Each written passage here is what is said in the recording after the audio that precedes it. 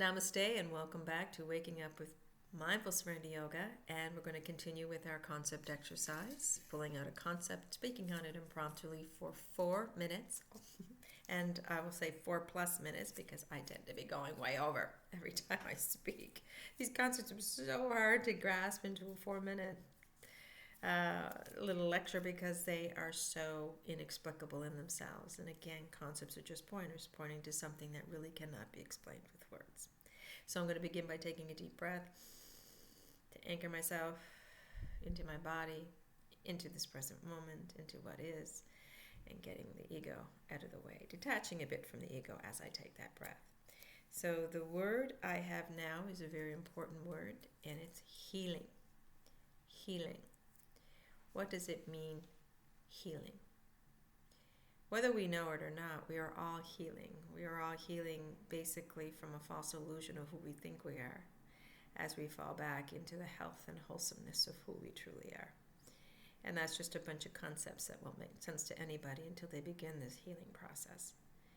We think of healing in terms of the body most times because we're so identified with our bodies, and we're identified with our bodies and the fact that they can get sick, and we focus on they can get sick, and we fear and resist that possibility. And of course, what we resist persists, so we tend to, as human beings, have a lot of illness in our lives.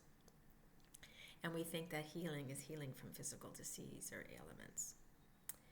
Healing, of course, has a lot to do with the physical disease and ailments because they are symbolic and representations of the true healing that has to take place in all of us. And that healing is a removal of our focus from what is distracting and unreal to what is real. And that is the suchness of everything to which we are, the Satchitananda of who we are. Satchitananda, there is no need for healing.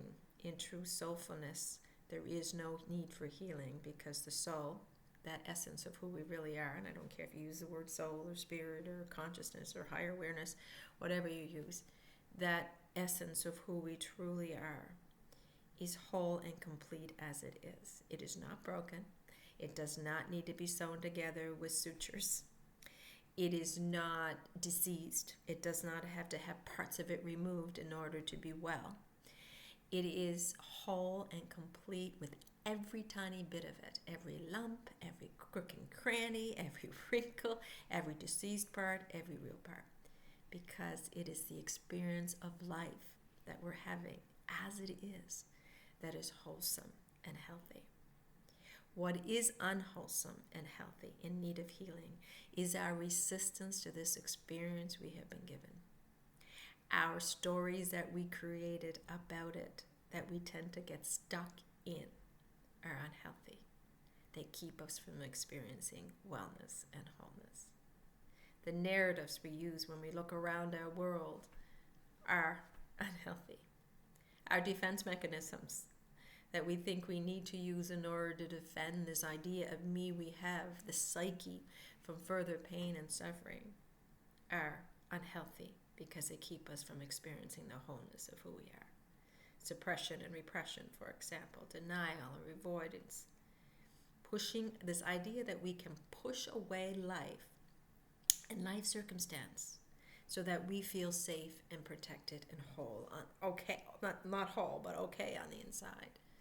When in reality, we would experience wholeness, we would experience true healing when we were able to discard or allow that idea of who we are, that self with a little s, to just disperse and go off on its own. We would experience the true self with a capital S, which is already whole, which is already healing. No need for healing in it. But we are so focused on that little self, thinking that's who we are, this body with its capacity for disease, because it's a physical phenomenon. All physical phenomenon will change, right? Is of the nature to change and become ill. And the mind itself, the personal mind, which is again form of the nature to change and become ill.